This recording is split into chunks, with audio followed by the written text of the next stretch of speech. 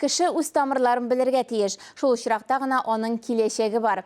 Тарих төпкенне төшенеп, шәҗәрәңне барлау, нәсел агачыңны төзү ата-бабадан калган изге әманәт ул. Иске татар бистәсенең Әл-Мәрҗани мәчете янында узган шәҗәрә бәйрәменнән Мөршидә Җиһан репортажы. Шәҗәрә ул нәселеңне белү дигән сүз. Менә без хәзер Мәрҗани мәчете оештырган шәҗәрә бәйрәмендә гаиләләр әзерләнә. Без әле аларның ансамбльләре белән танышып киттек. Әссәламу алейкум. Бүген нинди бәйрәм оештырасыз? Алейкум сәлам ва рахматуллахи ва баракатуху. Бүген безнең инде праздник родословный дип атала шәҗәрә бәйрәме. Ул елдагыча безнең куатланып килә. Бу гаилә бәйрәме. Мөнәҗәт әйтү шәҗәрә бәйрәмен ямьләүче чыгышларның берсе. Аннан тышта сәхнәдә дини җырлар, матур теләкләр яңгырады. Bu şecere vereni gayrege başladı. Gayremiz koyan, tüm çıkışlarımız koyan, kimimizden devletkilerimiz, babalarımızın babaları kim o? Onu bilirge tiyiş bitmez. Бұрын заманнан ук ата-бабаларыбыз нәсел кабиләне, буыннарның исемнәрен агач рәвешендә тармакландырып яза барганнар. Шәҗәрә гарәпчәдән агач дигәнне аңлата. Ни өчен агач сыман төшергәннәр соң? Агач борынгыдан татар халкында һаваны, җирне берләштерүче билге булган. Шул ук вакытта ул халыкның да тормышын чагылдырган.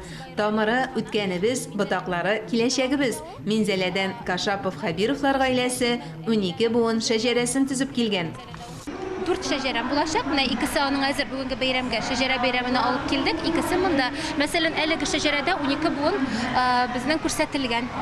Ясадык. Аның үзенчәлеге нидә дип саныйм? Туганнарның фотолары бар. Әби-бабайларның фотоларын булдырылганча җыйдык. Бәйрәм Россия президенты карары буенча игълан ителгән гаилә елы уңаеннан гаилә кыйммәтләрен ныгыту, гореф-гадәтләрне популярлаштыру максатыннан оештырыла. Ул безнең бу елны 4нче тапкыр гомумән үткәрелә. Монда инде гаиләләрне чакырабыз. Үзебезнең әби-бабайларның кем булып эшләгәннәр, торганнар, яшәгәннәр, үзебезнең буыннарны белү өчен шушындый матур чара үткәрәбез инде. Сату алуга хирыслар өчен урамның ике ягында хәләл ярминкә эшләде. Рухи язык та бар. Анысын Татарстан китап нәшрияты оештырган. Балалар өчен уеннар да, китаплар да өстәл тулы. Шул тирәдә Миңгол Галиев та бетерелә. Аннан башка бәйрәм үтә димени? Күргәче дөнья матурлыгын үзмә катым бит бу җиршары кешеләр һәр кем бакты өчен дуст татулы кирәк итләр. Менә шушы инде бөтен гаиләләрдә тәрбияләнә торган рухи тәрбия мәсьәләсе бүгенге көндә беренче чиратта. Шәҗәрә зур хәзинә. Буыннан буынга кадерле ядкәр булып күчеп килгән кыйммәтле мирас.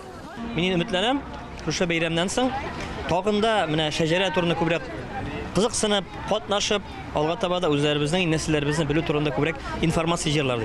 Шуңа күрә дә менә бүгенге матур чарада инде без үзебезнең дини җырларыбызны башкарып китәбез, Алла бирсә. Әлбәттә, мөнәҗәтләребезне шуңа күрә дә мондай бәйрәмнәр күп булсын. Хәләл бәйрәмнәр үзебезнең Казаныбызда гына түгел, бөтен Татарстан, башка регионнарда да күп булсын дигән теләктә калабыз. Бәйрәмдә катнашкан гаиләләр үзләренең нәсел агачларын өйрәнгәндә җиңел юл узмаган, әмма әлеге хезмәтнең нәтиҗәсе күркәм. Бүгенге көндә алар үз тамырларыннан, үз чыгышларыннан хәбәрдар. Мөршидә Җиһан, Дамир Мөхәммәтханов, Татарстан яңалыклары.